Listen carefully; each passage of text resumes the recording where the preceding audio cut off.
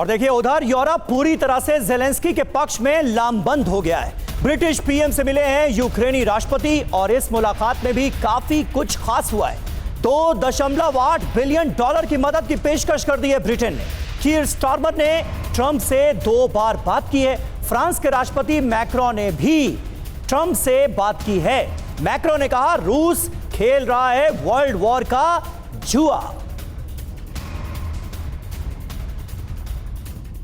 देखिए Trump Zelensky से झड़प के बाद पूरा यूरोप जो है वो एक्टिव होता हुआ नजर आ रहा है और यूक्रेन के पक्ष में खड़ा होता दिख रहा है। कैसे पूरा यूरोप यूक्रेन के साथ खड़ा है, आइए आपको समझाते हैं किसकी क्या मदद अभी तक सामने आई है। अमेरिका ने देखिए मदद के हाथ खींचे हैं, ब्रिटेन ने हाथ आगे बढ़ाया है 2.8 बिलियन डॉलर की मदद का। एस्टोनिया ने सैन्य पैकेज देने की बात कही। नेदरलैंड्स देखिए F-16 स्क्वाड्रन यहाँ पर ये आगे बढ़ाते हुए बढ़ रहा है और फ्रांस अगर देखें तो स्कैल्प मिसाइल ये मदद आगे बढ़ रही है जेलेंस्की की ओर यानी यूक्रेन की ओर।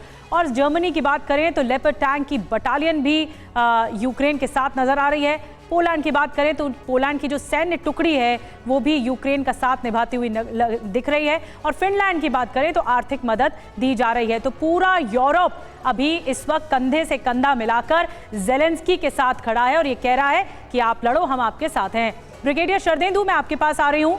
देखिए जो भी कूटनीतिक चाल होती है वो जमीन पर उसका इशारा मिल जाता है। ट्रंप और जेलेंस्की के बीच में जो तनातनी हुई उसका इशारा ग्राउंड जीरो पर मिला, हमले बढ़ गए, ड्रोन अटैक ज्यादा हो गए। तो ऐसे में लगता है जो तेजी से समीकरण बदल रहे हैं उसका क्या होगा आगे, यूरोप कितना समर्थन कर पाएगा अमेरिका से अदावत करके? देखिए जब से डोनाल्ड ट्रंप 2.0 आया है तब से पूरे विश्व में खलबली मची हुई है।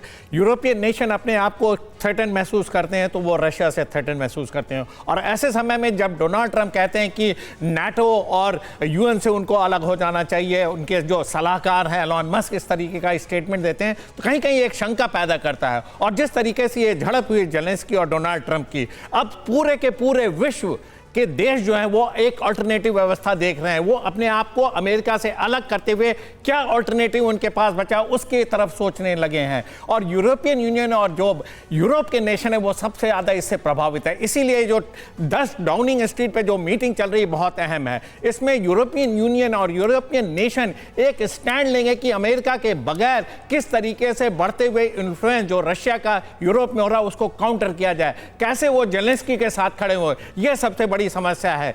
जब मिलिटरीली देखिए अभी तक वो पूरी तरीके से नाटो पे डिपेंडेंट थे, इसलिए फ्रांस, जर्मनी और यूके तमाम ऐसे देश अपनी सुरक्षा के लिए नाटो पे थे, इसलिए उनका डिफेंस पे एक्सपेंडिचर कम था। जीडीपी का एक सर्टेन अमाउंट ही डिफेंस पे खर्च हो रहा था। अब जब उनको अपनी लड़ाई अलग लड़नी है, यूरोपियन नेशंस को अपनी सिक्योरिटी खुद इंश्योर करनी पड़ेगी, तो डेफिनेटली उनका एक्सपेंडिचर डिफेंस पे ज्यादा जाएगा और वो सक्षम है इसको करने में और वो खड़े हो सकते हैं। लेकिन उसमें थोड़ा समय लगेगा। इस समय क्रूशियल है।